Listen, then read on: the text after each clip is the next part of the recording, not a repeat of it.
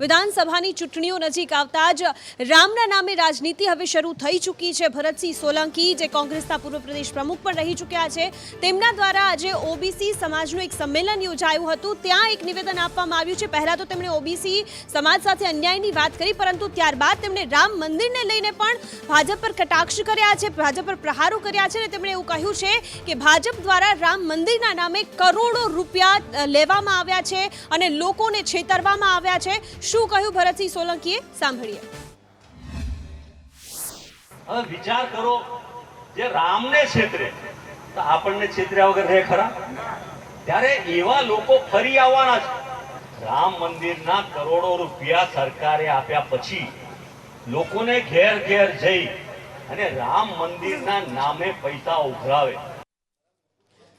આજ મુદ્દે વધુ જાણકારી સાથે પ્રતિક જોડાઈ ગયા છે। પ્રતિક, શું વધુ અપડેટ?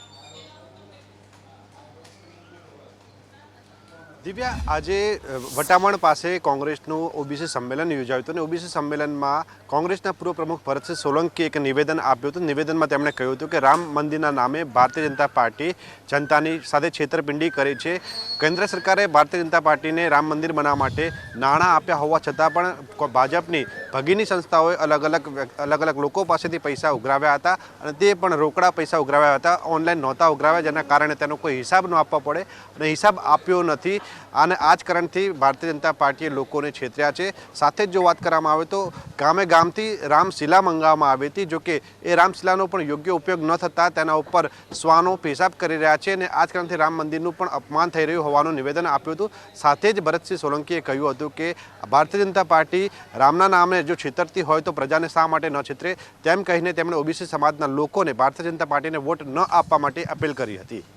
જી, આભાર પ્રતિક જાણકારી બદલ। તો જે રીતે ભરતસિંહ સોલંકી દ્વારા જે આરોપ લગાવવામાં આવ્યો કે જે પ્રહારો કરવામાં આવ્યા છે, જે શિલાલેખ મંગાવવામાં આવી હતી તેના ઉપર પણ તેમણે પ્રહારો કર્યા છે। આ સાથે રામ મંદિરના નામે ઘરે જઈને જે પૈસા ઉઘરાવવામાં આવ્યા હતા તેને લઈને પણ ભાજપ પર પ્રહારો કર્યા છે। ઓબી સંમેલન દરમિયાન તેમણે જે સંબોધન આપ્યું હતું તે દરમિયાન રામ મંદિરને લઈને તેમણે વિવાદિત નિવેદન આપ્યું છે। રામ મંદિર કે જે છેલ્લા ઘણા સમયથી માત્ર ગુજરાતની રાજનીતિ પરંતુ દેશની રાજનીતિમાં કેન્દ્રનું સ્થાને રહ્યું છે અને હવે જ્યારે ગુજરાતમાં વિધાનસભાની ચૂંટણીઓ નજીક આવી રહી છે ત્યારે આજ રામ મંદિરને લઈને નિવેદનો સામે આવી રહ્યા છે। આપને જણાવી દઈએ કે જ્યારે વડાપ્રધાન નરેન્દ્ર મોદી જાપાનની મુલાકાતે હતા અને ત્યારે પણ જ્યારે ભારતીયોએ તેમનું સ્વાગત કર્યું હતું ત્યારે તેમાં પણ રામ મંદિરનો ઉલ્લેખ કરવામાં આવ્યો હતો।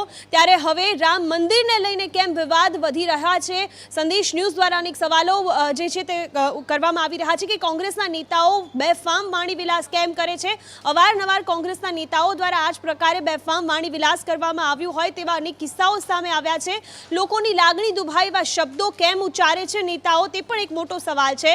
અને જે રીતે રાજનીતિમાં હોય અને ગમે તેમ બેફામ વાણી વિલાસ કરવાનો જેમ કે તેમને હથિયાર મળી ગયો હોય, શું આવા શબ્દો નેતાઓને શોભે છે? ખરેખર રાજનેતાને એક સૌમ્ય અને જે સાત્વિક ભાષા છે તે બોલવી જોઈએ, શુદ્ધ ભાષા બોલવી જોઈએ, પરંતુ તેના બદલામાં આવા પ્રકારના નેતાઓ જે છે તે વિવાદિત નિવેદનો આપવામાંથી જ ઊંચા નથી આવતા। પહેલાં ગેનીબેન ઠાકોર દ્વારા પણ એક વિવાદિત નિવેદન આપવામાં આવ્યું હતું અને હવે ભરતસિંહ સોલંકી દ્વારા પણ રામ મંદિરને લઈને ખૂબ જ અશોભનીય નિવેદન છે તે આપવામાં આવ્યું છે। જે શિલાલેખ છે તેને લઈને પણ તેમણે એવું કહ્યું હતું કે શિલાલેખ પણ અત્યારે કચરાના ઢગલા સમાન પડી રહી છે અને શ્વાન ત્યાં પેશાબ કરતા હોય, આ પ્રકારના નિવેદનો પણ તેમના દ્વારા આપવામાં આવ્યા અને કરોડો રૂપિયાને લઈને છેતરપિંડી થઈ હોય લોકો સાથે, એ પ્રકારનું નિવેદન પણ તેમણે ભરતસિંહ સોલંકી દ્વારા ઓબીસી સંમેલનમાં આપવામાં આવ્યું હતું। શું આવા શબ્દો નેતાઓને સાંખે છે, શોભે છે? એક મોટો સવાલ છે। જ્યારે વિધાનસભાની ચૂંટણી, એ પછી વિધાનસભાની ચૂંટણીઓ કેમ હોય, બીજી અન્ય ચૂંટણીઓ કેમ ન હોય, તમામ ચૂંટણીઓ જ્યારે આવતી હોય છે ત્યારે લોકોને લલચાવવા માટે, લોકોને પોતાના પક્ષમાં લેવા માટે ગમે તેમ બોલવા આવે છે, ગમે તેમ સામેના પક્ષ ઉપર આક્ષેપ કરવામાં આવે છે, ત્યારે ગમે તે પ્રકારની ભાષા વપરાતી હોય છે અને આ પ્રકારની ભાષા આપણે છેલ્લા ઘણા સમયથી જોતા આવીએ છીએ। આ પહેલા ગેનીબેન ઠાકોર દ્વારા પણ ભાજપના નેતાઓ ઉપર જે શબ્દોનો ઉપયોગ કરવામાં આવ્યો હતો, આ જ પ્રકારે ભરતસિંહ સોલંકીએ પણ આ જ પ્રકારના ઉપયોગ કર્યા છે શબ્દોનો। શું કહ્યું હતું ભરતસિંહ સોલંકીએ, ફરી એકવાર સાંભળીએ।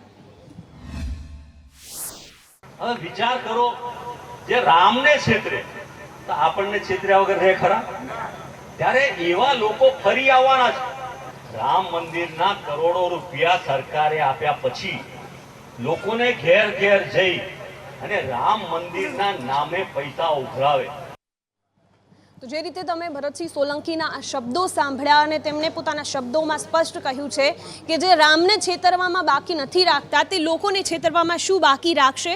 આ સાથે તેમણે અન્ય જે નિવેદનો પણ આપ્યા હતા કે જે પણ એક નેતાને શોભે નહીં તેવા નિવેદનો હતા અને આવા નિવેદનો જ્યારે નેતાઓ દ્વારા આપવામાં આવતા હોય છે અને પણ એવા સમયે કે જ્યારે તેમની સાથે ખૂબ મોટી સંખ્યામાં લોકો ઉપસ્થિત હોય। ઓબીસી સંમેલનમાં તેઓ ગયા હતા અને તે દરમિયાન તેમણે રામ મંદિરને લઈને રામ મંદિરમાં જે પૈસા ઉઘરાવવામાં આવ્યા હોય તેને લઈને રામ મંદિરની બાંધકામ માટે જે શિલાલેખ આપવામાં આવ્યા હોય તેના ઉપર જે વિવાદિત નિવેદનો આપવામાં આવ્યા છે તે પ્રકારનું નિવેદન આખરે એક નેતાને એક એવા મોટા ગજાના નેતાને કેવી રીતે શોભી શકે। કારણ કે આ પહેલાં પણ અનેક એવા નેતાઓ આવ્યા જેમણે સામેના પક્ષને પછી એકબીજાના દ્વંદ્વી હોય તેવા પક્ષોને પણ જેમ ફાવે તેમ બોલવામાં વાણી વિલાસ કરવામાં ક્યારેય કંઈ જ બાકી નથી રાખ્યું।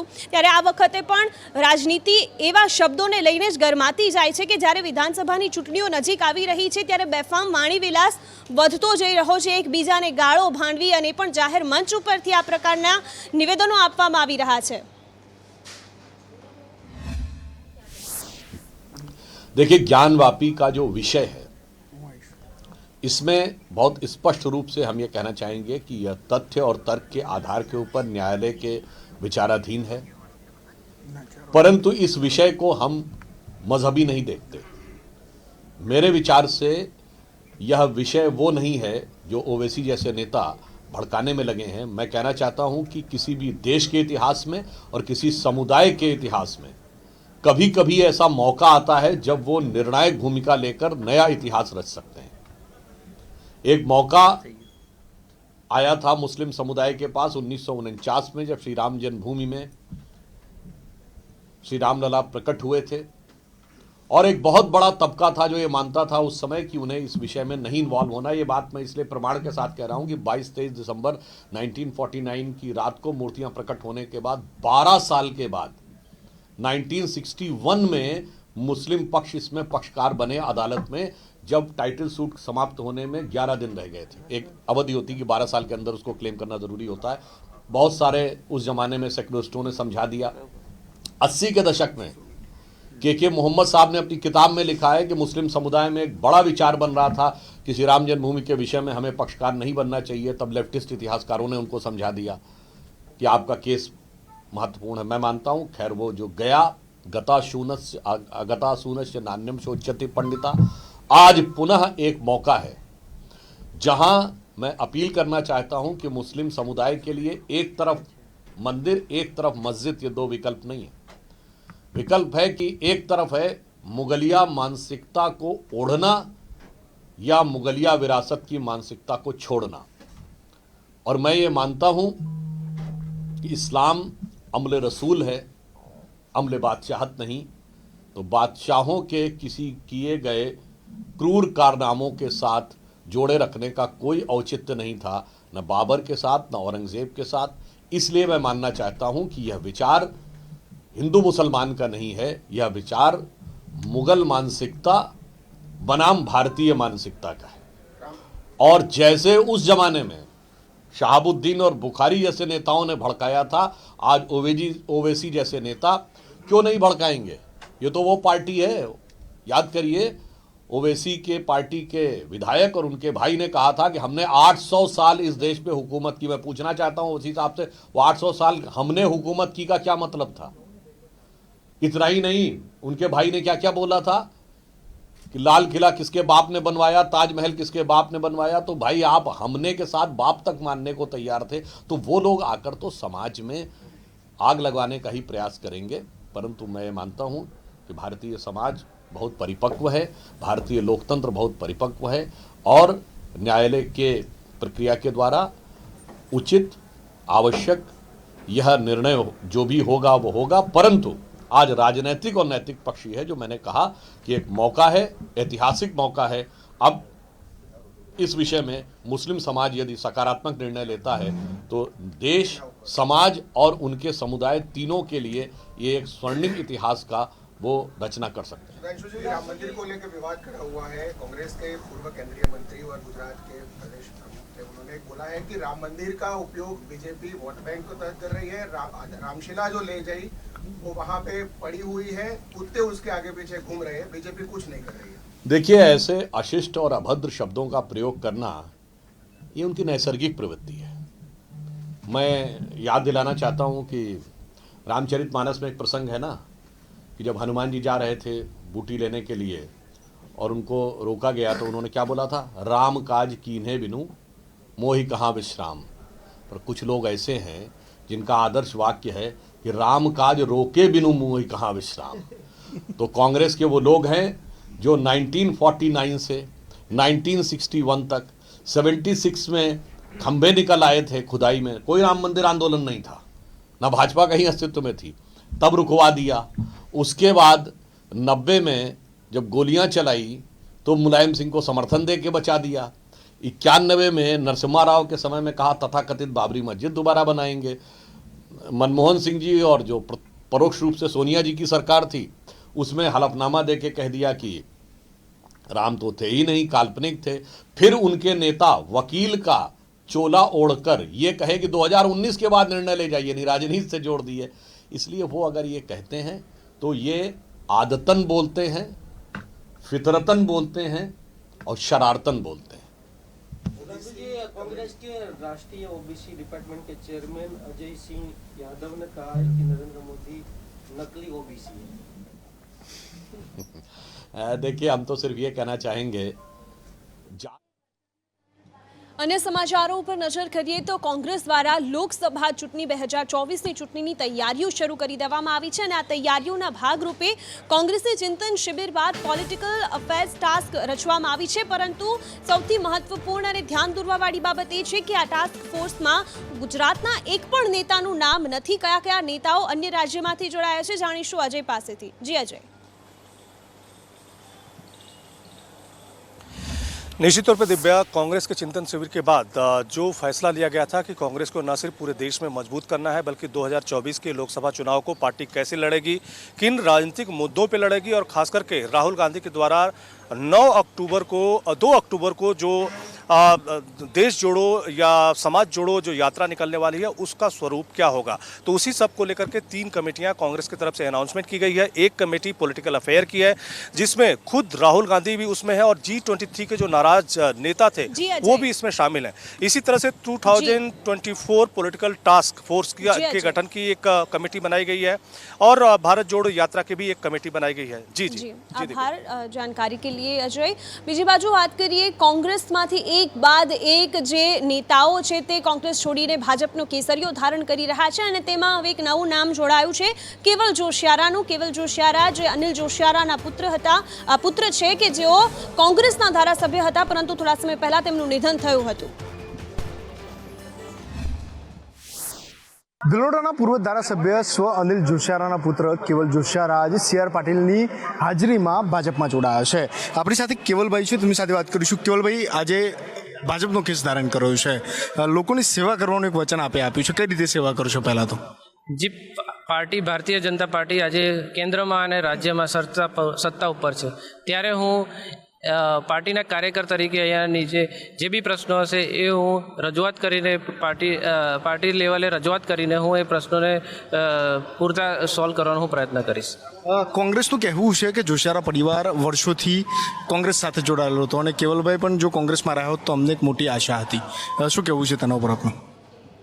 जी, एम चौक्कस बात है, मैंने कोई पार्टी थी कोई तकलीफ नहीं, परंतु मारी विचारधारा भारतीय जनता पार्टी साथ जोड़ायेली हती, जेथी हूँ माननीय नरेंद्र मोदी साहेबना नेतृत्वने मैं जोयो ने तेनाथी प्रभावित थयो छुं, जेथी मैं તારીખ પર તારીખ અને આવું જ કંઈક બની રહ્યું છે નરેશ પટેલના કિસ્સામાં અને ફરી એક નવું ગતકડું સામે આવી રહ્યું છે। પરંતુ અત્યારે જે જાણકારી સામે આવી છે, PM નરેન્દ્ર મોદી આટકુટ આવે તે પહેલા તેઓ કોઈ મોટી જાહેરાત કરી શકે છે। રહીમ જોડાઈ ગયા છે વધુ જાણકારી સાથે। આખરે રહીમ, નરેશભાઈ કોઈ જાહેરાત કરવાના પણ છે કે કેમ? ચોક્કસપણે દિવ્યા, જે રીતના વાત કરીએ તો નરેશ પટેલ રાજકારણમાં આવવાના છે, ત્યારબાદ તેઓના એક બાદ એક નિવેદનો આવતા હતા અને ત્યારે કહેતા કે હું આગલા 15-20 દિવસમાં કહીશ, આગામી 15-20 દિવસમાં કહીશ, પરંતુ જ્યારે પણ દિલ્હી જતા ત્યારે ઔપચારિક પારિવારિક કામથી જતા, પરંતુ તેઓની બેઠક નેતાઓ સાથે થઈ હોવાની પણ તેઓ સ્વીકારતા, પરંતુ આવતીકાલે એક મહત્વની કહી શકાય કે પત્રકારો સાથે તેઓ એક બેઠક કરવાના છે, તેઓની સાથે ગેટ ટુગેધર કરવાના છે, કારણ કે જે રીતના તેઓએ એક સર્વે કરાવ્યો હતો, ગામડે ગામડે સર્વે કરાવ્યો છે કે તેઓએ રાજકારણમાં જવું કે નહીં, ત્યારબાદ હવે આવતીકાલે પત્રકારો સાથે તેઓની એક બેઠક મળવાની છે અને તેઓ ચર્ચા કરવાના છે કે તેઓને રાજકારણમાં જવું કે નહીં, ને સાથે આગામી સમયમાં પણ તેઓ જાહેરાત કરી શકે છે કે તેઓ રાજકારણમાં આવશે કે નહીં, તેને લઈને મહત્વની ચર્ચા છે તે આવતીકાલે થઈ શકે છે। જી રહીમ, જાણકારી બદલ આપનો આભાર। તો દેશમાં મસ્જિદ મંદિરને લઈને અનેક વિવાદો સામે આવી રહ્યા છે અને તેમાં એક નવો વિવાદ સામે આવ્યો હતો કુતુબ મિનારને લઈને। ત્યાં પૂજા કરવાની માંગ કરવામાં આવી હતી, પરંતુ આ પૂજા કરવાની માંગનો વિરોધ કરવામાં આવ્યો છે। કોના દ્વારા વિરોધ કરવામાં આવ્યો છે અને શું આગળની કોર્ટ દ્વારા કયા પ્રકારની સુનાવણી કરવામાં આવનાર છે, જાણીશું પ્રીતિ પાસેથી। બિલકુલ દિવ્યા, થોડા દિવસ અગાઉ દિલ્હીની સાકેત કોર્ટમાં હિન્દુ પક્ષ દ્વારા એક અરજી કરવામાં આવી હતી અને અરજીમાં ઉલ્લેખ કરવામાં આવ્યો હતો કે કુતુબ મિનારની અંદર હિન્દુ દેવી દેવતાઓની અને જૈન સમાજની કેટલીક મૂર્તિઓ આવેલી છે અને એના જ કારણે અમને ત્યાં પૂજા કરવાની પરવાનગી આપવામાં આવે। આ દાદ માંગતી અરજી કરવામાં આવી છે, જેનો વિરોધ જે છે કરવામાં આવ્યો છે સાકેત કોર્ટમાં। આર્કિયોલોજીકલ સર્વે ઓફ ઇન્ડિયા એટલે કે ASI દ્વારા તેનો વિરોધ કરવામાં આવ્યો છે અને કહેવામાં આવ્યું છે કે 1914થી તે આરક્ષિત એક સ્તંભ છે, કુતુબ મિનાર છે અને તેનામાં પૂજા કરવાની પરવાનગી આપવામાં ન આવે, આ કાયદાનો વિરોધ છે ને જે અરજી કરવામાં આવી છે તે ગેરકાયદેસર કહી શકાય, કારણ કે આવા સ્મારકમાં કોઈ પણ પૂજા વિધિ કે મૂર્તિ પૂજા ન થઈ શકે। આભાર પ્રીતિ, જાણકારી બદલ। તો કુતુબ મિનાર બાદ જ્ઞાનવાપી મસ્જિદ કે જ્યાં સતત વિવાદ વધી રહ્યો છે, જો કે આ સમગ્ર મામલેને લઈને જ્ઞાનવાપી મસ્જિદને લઈને આજે 2:30 વાગ્યે કોર્ટમાં સુનાવણી શરૂ થવાની છે અને જે ચુકાદો કાલે આરક્ષિત રાખવામાં આવ્યો હતો તેને લઈને શું વધુ અપડેટ મળી રહી છે, જાણીશું ધવલ પાસેથી। જી દિવ્યા, જણાવી દઉં કે વિવાદિત જે જ્ઞાનવાપી મસ્જિદનો સર્વે હતો એને લઈને તો ચુકાદો અટકી ગયો હતો, પણ અન્ય 7 અરજીઓ હિન્દુ પક્ષ અને મુસ્લિમ પક્ષ દ્વારા અલગ અલગ પ્રકારે કાશી કોર્ટમાં કરવામાં આવી। તો સર્વોચ્ચ ન્યાયાલયના આદેશ અનુસાર આ 7 મુદ્દાઓ પર કાશી કોર્ટ આજે નિર્ણય લેવાની છે અને કાશી કોર્ટે ખાસ કરીને મહત્વપૂર્ણ રીતે કે કઈ અરજી પર સૌથી પહેલાં સુનાવણી કરવી એના મુદ્દે આજે ચર્ચા થઈ રહી છે। જોકે આજે તો ઘટના એવી છે કે જ્ઞાનવાપી પરિષદને ચુસ્ત પોલીસ બંદોબસ્ત વચ્ચે ફેરવાઈ ગયું છે અને માત્ર 32 જ લોકો, પક્ષ અને વિપક્ષના 32 જ લોકોને એન્ટ્રી આપવામાં આવી છે। જાણકારી બદલ આભાર ધવલ। અને હવે એક વાત કરીશું રાહતના સમાચારની। પ્રી મોન્સૂન એક્ટિવિટી અંતર્ગત આગામી 2 દિવસોમાં હવામાન વિભાગે આગાહી કરી છે કે રાજ્યમાં વાતાવરણમાં પલટો પણ આવશે અને વરસાદની અનેક વિસ્તારોમાં સંભાવનાઓ પણ છે। હવામાન વિભાગે આ સાથે શું કહ્યું, જોઈએ।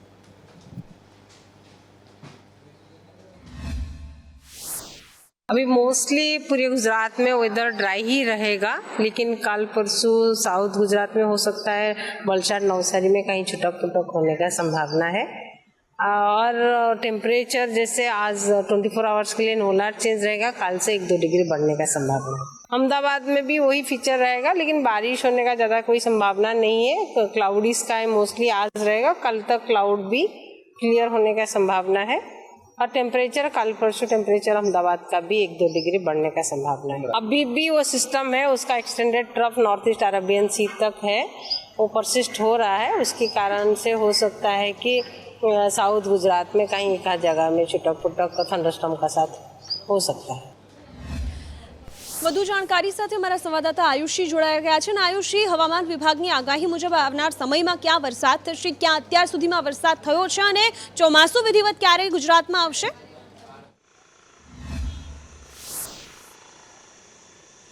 બિલકુલ દિવ્યા, જે રીતે આ ગરમી જે છે તેનાથી લોકો ત્રાહિમામ પોકારી ઉઠ્યા છે, ત્યારે હવામાન વિભાગ દ્વારા પ્રી મોન્સૂન એક્ટિવિટીની શરૂઆતની જે આગાહી છે તે કરી દેવામાં આવી છે।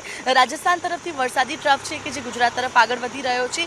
આગામી 2 દિવસ એટલે કે આવતીકાલે અને ત્યારબાદના દિવસે જે દક્ષિણ ગુજરાતના સુરત, વલસાડ, નવસારી, તાપી, ડાંગ, દમણ, દાદરા નગર હવેલી સહિતના કેટલાક ભાગોની અંદર વરસાદ પડવાનો છે અને ગાજવીજ સાથેનો વરસાદ રહેશે, કારણ કે આ વરસાદ છે તે આખી જે થંડરસ્ટોર્મ એક્ટિવિટી છે તે પણ સરસ છે, જેના કારણે વરસાદ જે છે તે પડવાનો છે।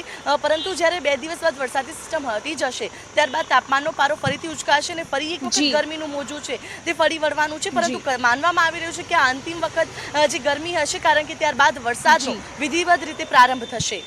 આભાર આયુષી, જાણકારી બદલ। તો આ તો વાત થઈ ગુજરાતની, પરંતુ ભારતના અનેક વિસ્તારોમાં આ પ્રકારની પરિસ્થિતિ છે અને ઉત્તર ભારતમાં તો અત્યારે સ્નોફોલ થઈ રહ્યો હોય તેવી પરિસ્થિતિ છે। કેદારનાથ કે જ્યાં પહેલાં જ યાત્રા સ્તંભાવી દીધી હતી, રોકી દેવામાં આવી હતી, ત્યાં પણ સ્નોફોલ થઈ રહ્યો છે। હિમાચલમાં પણ સ્નોફોલ, કયા કયા વિસ્તારોમાં શું સ્થિતિ છે, જાણીશું કેનરી પાસેથી। બિલકુલ દિવ્યા, ઉત્તર ભારતની અંદર જાણે મોસમનો મિજાજ બદલાઈ ગયો હોય તેવો માહોલ જોવા મળી રહ્યો છે. જે પરિસ્થિતિ છે વરસાદી માહોલ છે અને બરફવર્ષા પણ જોવા મળી રહી છે. ત્યારે હિમાચલ પ્રદેશના લાહૌલ સ્પીતિમાં બરફવર્ષા થઈ છે. એને કારણે થઈને હાઈવે બંધ કરી દેવામાં આવ્યો છે. બરફવર્ષાને કારણે હિમાચલમાં લેન્ડસ્લાઇડની ઘટના પણ સામે આવી છે, જેના કારણે થઈને જનજીવન ઉપર અસર થઈ છે. જે વાહન વ્યવહાર છે તેના પર પણ અસર થઈ છે. ચંદીગઢ મનાલી હાઈવે બંધ કરી દેવામાં આવ્યો છે. ઉત્તર ભારતના મેદાની વિસ્તારો જે છે તેમાં વરસાદની આગાહી કરવામાં આવી છે અને મહત્વપૂર્ણ રીતે જો વાત કરવામાં આવે તો દિલ્હી, હરિયાણા અને રાજસ્થાનમાં વરસાદની આગાહી કરવામાં આવી છે. આભાર કિન્નરી, જાણકારી બદલ. તો હાલ તો સમાચારોમાં સમય થઈ રહ્યો છે એક વિરામનો, પરંતુ વિરામ બાદ જોઈશું આજે જાપાનમાં ભારતના વડાપ્રધાન અને જો બાઇડન વચ્ચે મુલાકાત થઈ છે તેના વિશે શું વધુ જાણકારી સામે આવી રહી છે જોઈશું. વડાપ્રધાન નરેન્દ્ર મોદી જાપાનની મુલાકાતે છે અને જાપાનની મુલાકાતમાં ક્વાડ સમિટની બેઠકની સાથે સાથે વડાપ્રધાન નરેન્દ્ર મોદી દ્વારા એ ચારે દેશોના પ્રમુખો સાથે પણ મુલાકાત કરવામાં આવી છે અને એ પ્રમુખોમાં સૌથી વધુ જેના ઉપર નજર હતી તે છે અમેરિકાના રાષ્ટ્રપતિ જો બાઇડન સાથેની તેમની મુલાકાત, અને એ મુલાકાત પણ કરી લેવામાં આવી છે. Your Excellencies, प्रधानमंत्री किशिदा, प्रधानमंत्री एंथनी एल्बनीजी और राष्ट्रपति बाइडेन. प्रधानमंत्री किशिदा, आपके शानदार आतिथ्य के लिए आपका बहुत बहुत धन्यवाद. आज टोक्यो में मित्रों के बीच होना मेरे लिए बहुत खुशी की बात है. मैं सबसे पहले प्रधानमंत्री एंथनी एल्बनीजी चुनावों में विजय के लिए आपको बहुत बहुत बधाई, बहुत बहुत शुभकामनाएं. शपथ लेने के 24 घंटे के बाद ही आपका हमारे बीच होना क्वाड मित्रता की ताकत और इसके प्रति आपकी प्रतिबद्धता को दिखाता है.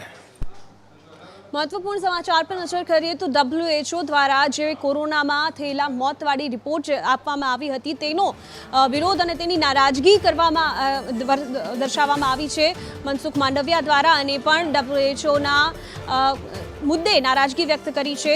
જેનેવામાં મનસુખ માંડવિયા હાજર રહ્યા હતા અને તે જ દરમિયાન WHOએ 5 મે જે જાહેર કર્યો હતો રિપોર્ટ તેના મુદ્દે તેમણે નારાજગી વ્યક્ત કરી છે.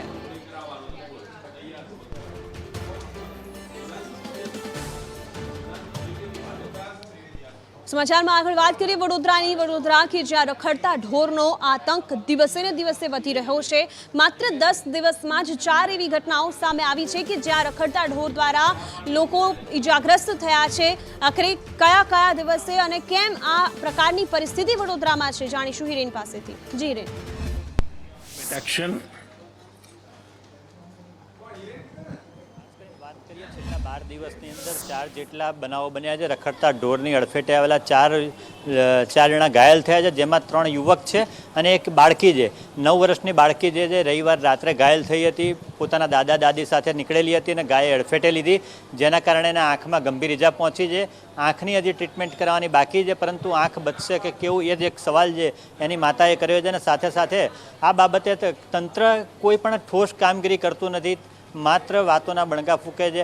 આજે મેયરશ્રી સાથે પણ વાત કરી આ બાબતે, તો મેયરે કીધું કે સરકાર જો આ કાયદો જે બનાવવાનો હતો રખડતા ઢોર મુદ્દે, નિયંત્રણ મુદ્દે, એ જો પસાર કરશે તો મહાનગરપાલિકા ચોક્કસ અમલ કરશે અને સાથે સાથે જે પણ અમારાથી બનતા જે પણ પગલાં ભરવાના છે તમામ પગલાં ભરીશું. જી દિવ્યા. જી આભાર જાણકારી બદલ હિરેન. તો આ સાથે સમાચારોમાં હાલ બસ આટલું.